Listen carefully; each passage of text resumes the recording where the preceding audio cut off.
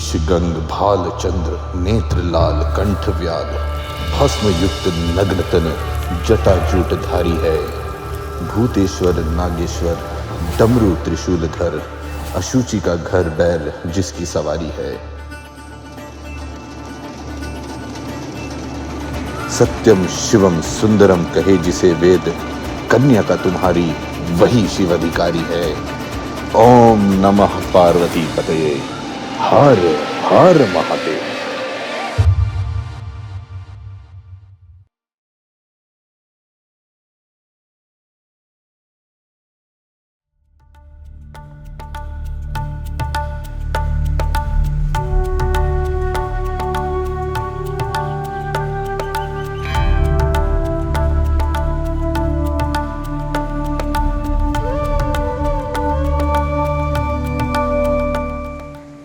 हर हर महादेव।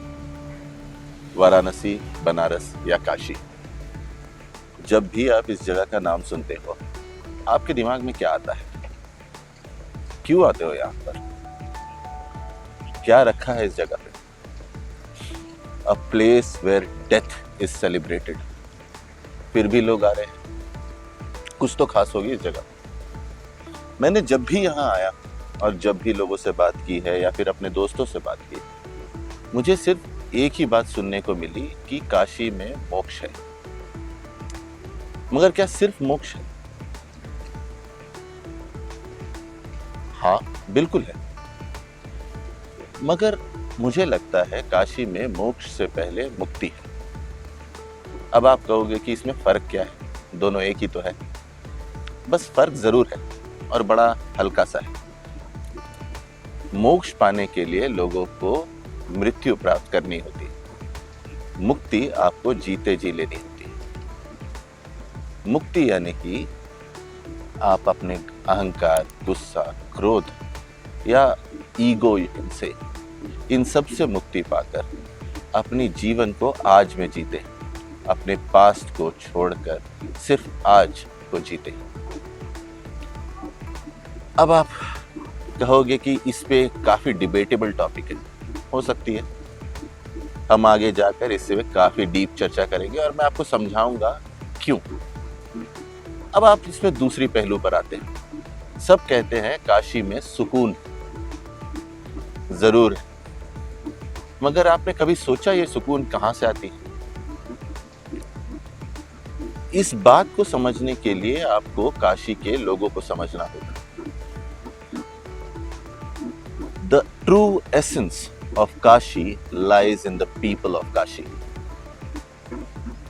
जब भी आप यहाँ आते हो ना, तो आप अपना समय यहाँ के लोगों के साथ बिताएं, तब आपको काशी का असल अर्थ समझ आएगा। एक बड़ी छोटी कहानी है, मेरे दोस्त ने मुझे बताई थी और काफी फनी है वैसे। जब शिवजी अमृत का मटका लिए काशी आए और यहाँ के लोगों को बोला कि लो भाई अमृत है, चखो, तब यहाँ के लोगों ने शिवजी को बोला अभी मुंह में पान दबाए हैं, बाद में आइएगा। तो ये है खासियत काशी की। When you actually celebrate today, it's because you have left behind your past. ये कहकर चलिए शुरू करते हैं। मेरा नाम अमित है और आपका मेरे चैनल में स्वागत है।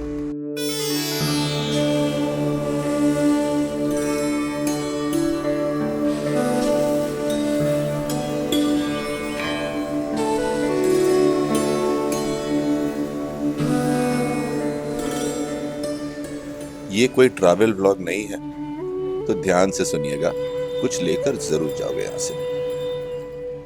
वैसे तो मैं जितना भी कह लूं, काशी को समझना आसान नहीं है, मगर मैंने जितना समझा है वही बताता हूं। किसी ने सच कहा है, सब कुछ भूल कर यहीं के रह जाओगे, दिल का एक टुकड़ा बनारस ही छोड़ाओगे। जब भी आप काशी या बनारस सुनते हो, आपके मन में क्या आता है? बाबा विश्वनाथ की ज्योतिर्लिंग, घाट किनारे सुकून, मां गंगा, काल भैरव या मोक्ष पाने आए निरंतर जलती चिताएं? वैसे सच कहूं तो इस जगह के बारे जितना भी बोलूं कम ही है। दुनिया के सबसे प्राचीन जीवित शहरों में से एक है बनारस। ऐसा मानते हैं इस शहर को इंसानों ने नहीं, भगवान शंकर ने बसाया था।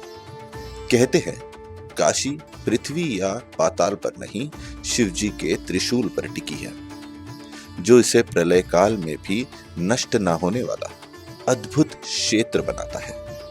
अगर किसी ने ये कहा है कि यहाँ हर घर में भोले शंकर बसते हैं, तो बिल्कुल सही कहा है। यहाँ शंकर को अपने घर का सदस्य ही मानते हैं। कोई इन्हें अपना भाई, कोई अपना पिता, कोई बेटा, तो कोई अपना दोस्त मानता है।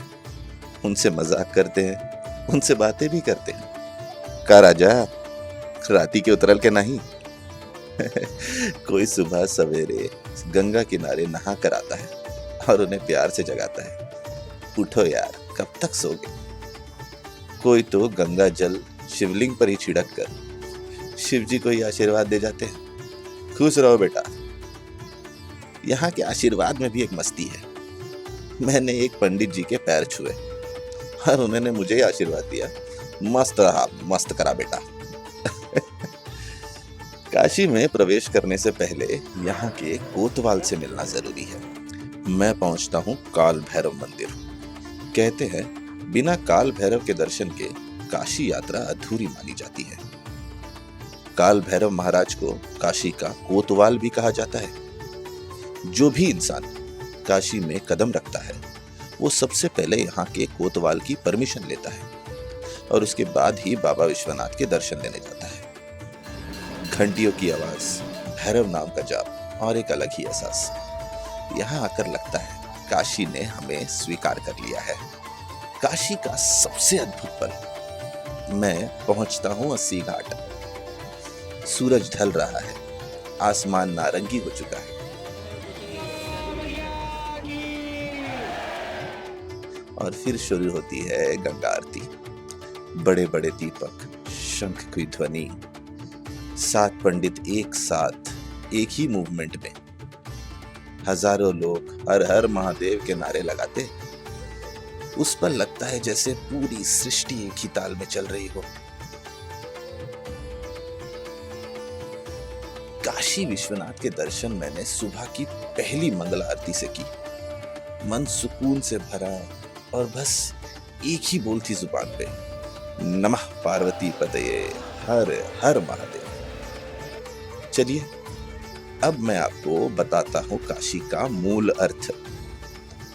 काशी नाम संस्कृत के एक शब्द कस से आता है। कस यानी लाइट है और काशी टावर ऑफ लाइट, जो दर्शाता है आत्मज्ञान, जागृति और आत्मिक तेज को। काशी को समझने के लिए आपको शिव को समझना होगा और शिव को समझने के लिए शून्य को। हंसराज रघुवंशी का एक बहुत ही खूबसूरत गाना मुझे याद आ रहा है, शिव समा रहे हैं मुझ में और मैं शून्य हो रहा हूं। शून्य, ये आप सभी ने काफी बार सुना होगा और शायद आप में से बहुत को उसका अर्थ भी पता होगा। आप में से काफी लोगों को यह लगता होगा शून्य का मतलब जीरो, यानी कि एम्प्टीनेस या नथिंगनेस होता है ना? नहीं, शून्य का मतलब नो थिंगनेस होता है। समझिए कि आप ध्यान यानी मेडिटेशन करने बैठे हो। आपने अपनी आंखें बंद की और ध्यान करने लगे। वह क्षण जहां सांसें अपनी दिशा बदलती है, जब सांसें नीचे से ऊपर और ऊपर से नीचे की ओर मुड़ती है। सांस एक सीधी रेखा में नहीं चलती। सांस ऊपर की ओर आधा चक्र बनाती है और नीचे जाते वक्त दूसरा आधा चक्र बनाती है, और जहां ये दोनों मिल जाते हैं वही मोड़ का बिंदु होता है। ये एक पल है जहां सांसें रुक जाती है, और जहां सांस रुक जाती है वहां मन भी ठहर जाता है।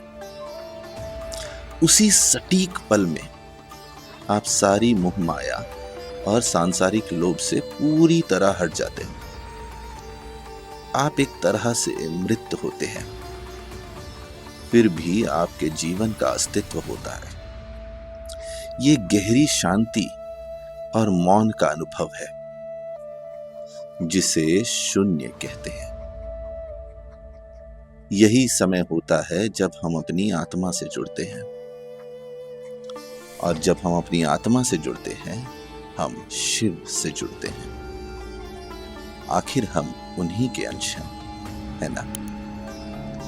There goes a beautiful saying, mind moving fast is crazy, mind moving slow is saint, mind stopped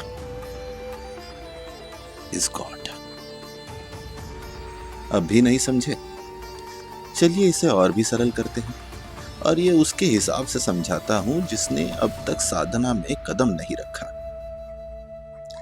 इच्छाओं के रहते अगर प्राण चले जाए तो मृत्यु, और प्राण के रहते इच्छाएं चली जाए तो मुक्ति। का महाराज, बात समझ आई? इसी आत्मज्ञान की जागृति यानी एनलाइटनमेंट को लाइट कहा गया है, यानी कि कस, और इसलिए इस जगह को काशी। आपने गौर किया होगा, आप चाहे जिस किसी कारण से काशी आ जाओ, चाहे वो अस्थियां बहाने हो, चाहे अंतिम संस्कार करने, गंगा में आप अपने पाप धोने आए हो या फिर बाबा विश्वनाथ के दर्शन करने, यहाँ आते ही आपको एक अजीब सा सुकून महसूस होगा, क्योंकि यहाँ आप अपने सारे लोभ भूलकर अपनी आत्मा से जुड़ने लगते हो। आपको इस अद्भुत नगरी में मुक्ति का अनुभव जरूर होगा। अरे अरे, सारी कहानी एक ही बार में सुन लोगे क्या? बनारस आए हो, जरा घूम भी लीजिए महाराज। बाकी की कहानी पार्ट 2 में। हर हर महादेव।